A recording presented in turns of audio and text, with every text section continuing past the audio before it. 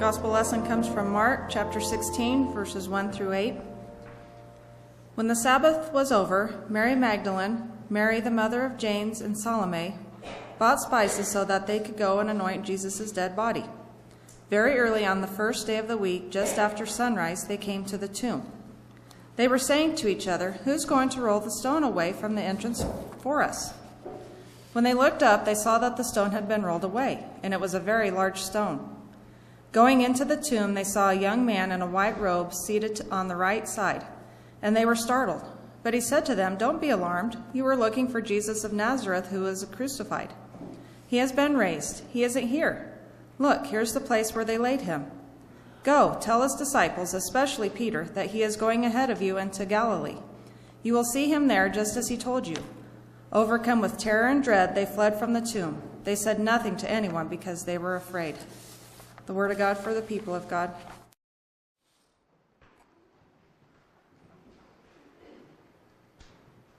I don't know how I missed it, but it was just about a month ago I finally read To Kill a Mockingbird.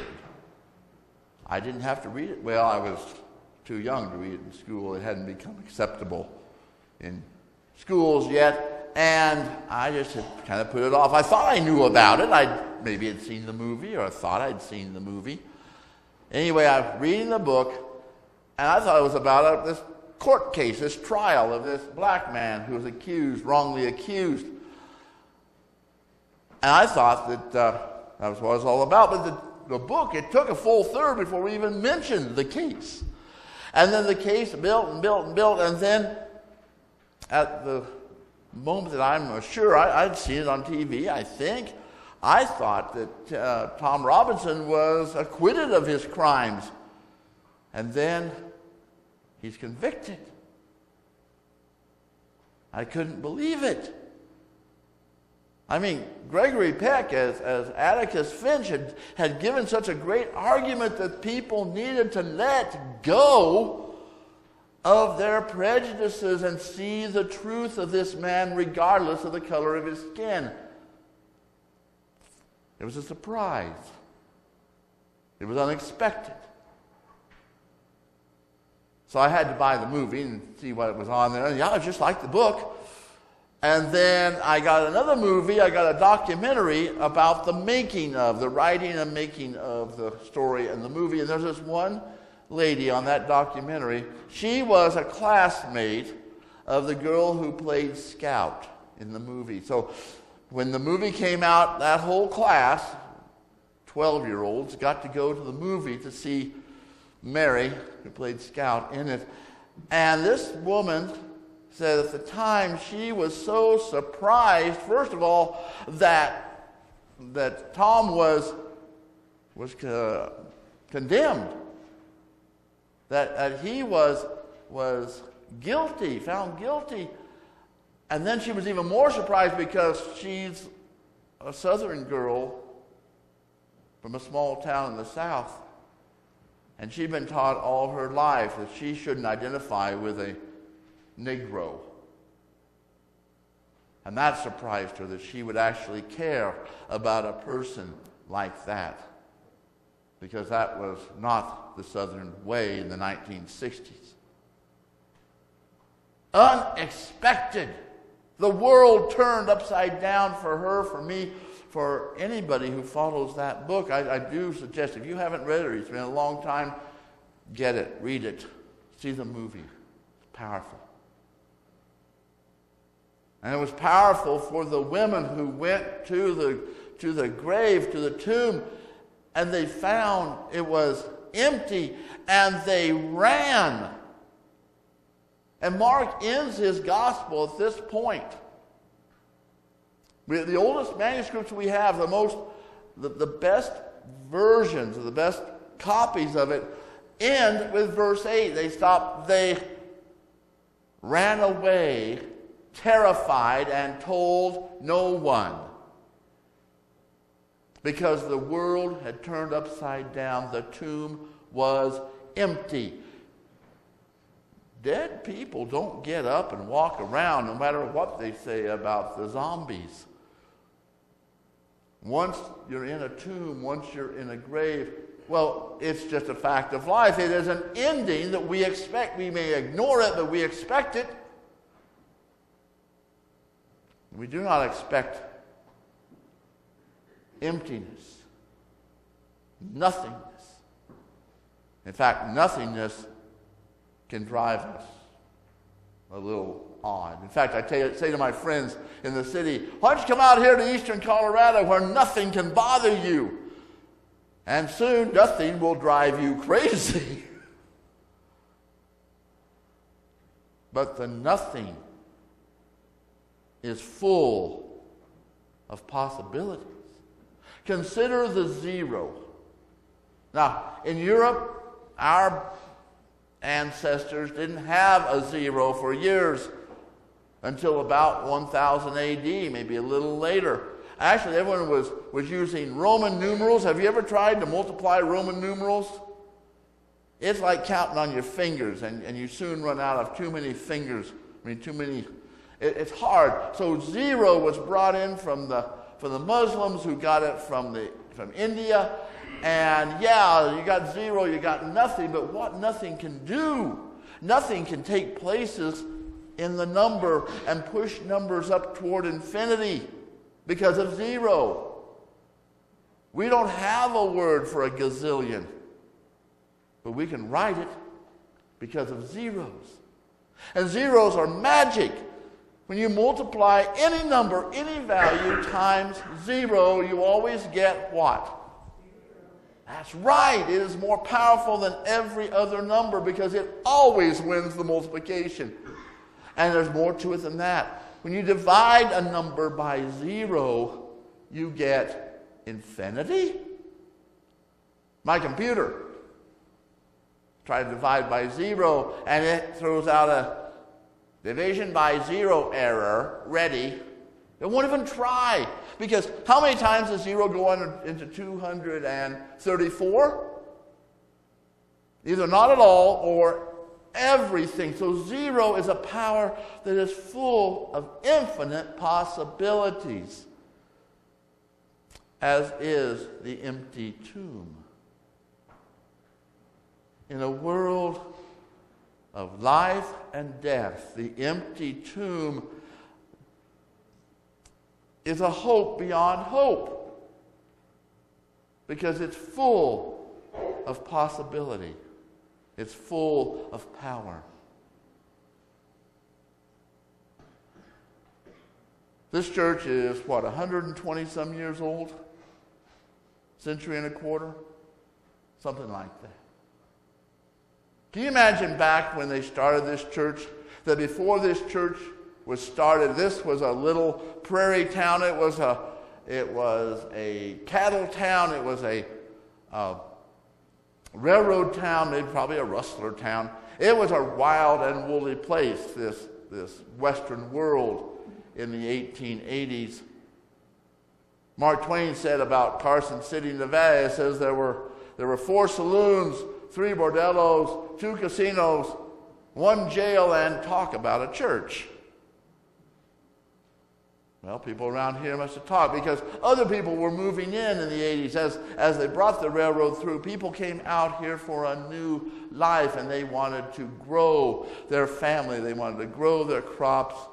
They wanted a chance at a better world. And one of the things they knew they needed was Jesus Christ with them. And so there wasn't just talk of a church. They built this church. Not this building, but this church started with a vision that this is a place we can go so that we don't have to work day after 16-hour day without a break, scratching some kind of life out of this dry ground. We've got one day when we do our chores, and then we get the kids all dressed up in their Sunday go to meeting clothes. We all pile in the wagon, hitch up the horses, and we go to church. We get there at 10, maybe 11 in the morning, because that's as soon as we can get there. And then we have church. We have studies.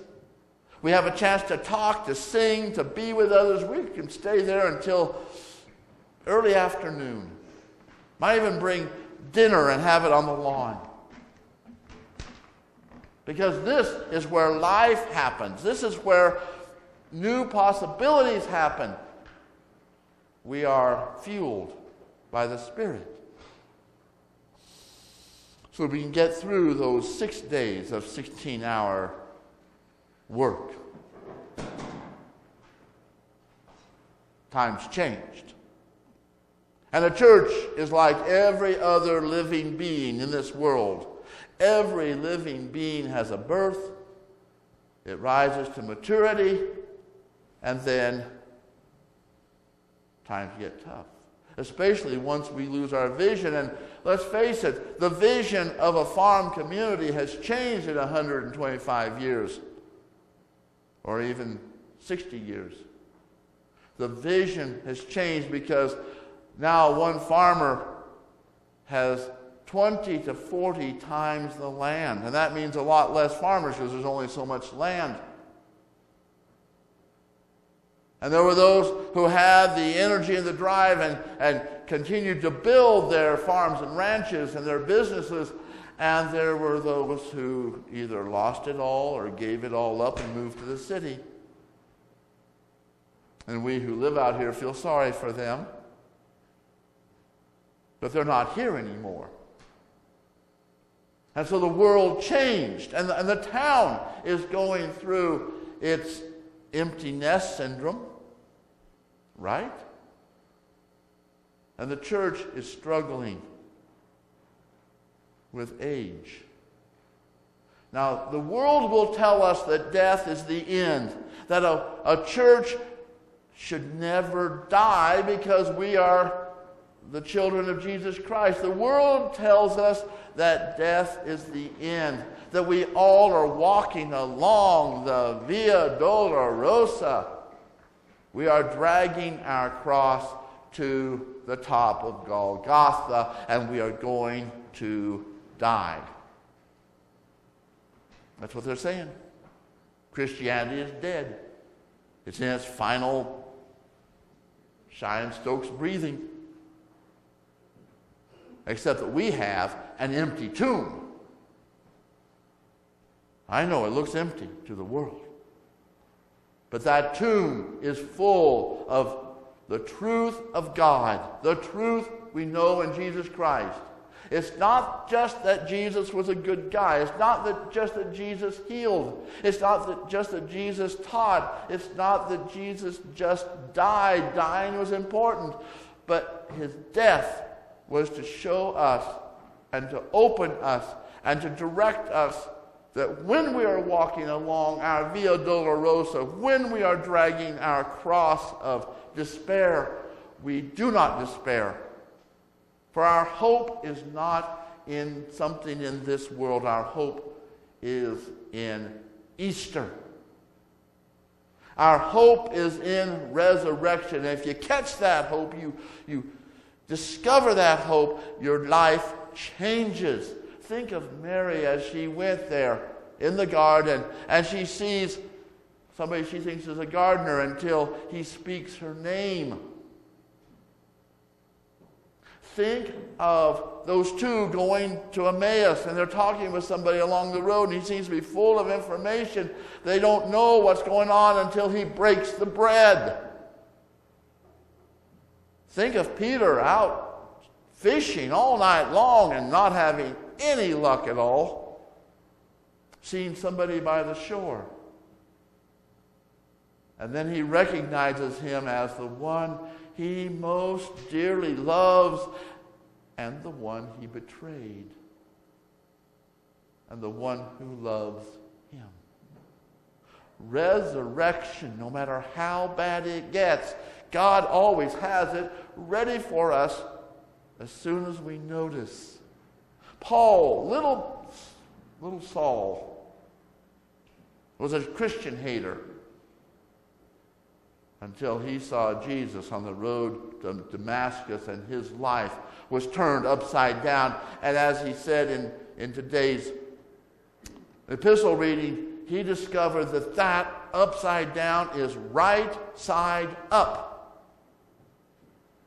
Easter, resurrection changes lives. Now, the beauty of this church, of this particular congregation, is that we keep getting new vision.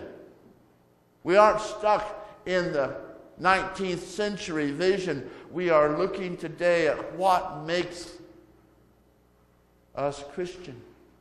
And why do we come together? And over the sun has risen, and it shines today on your faces.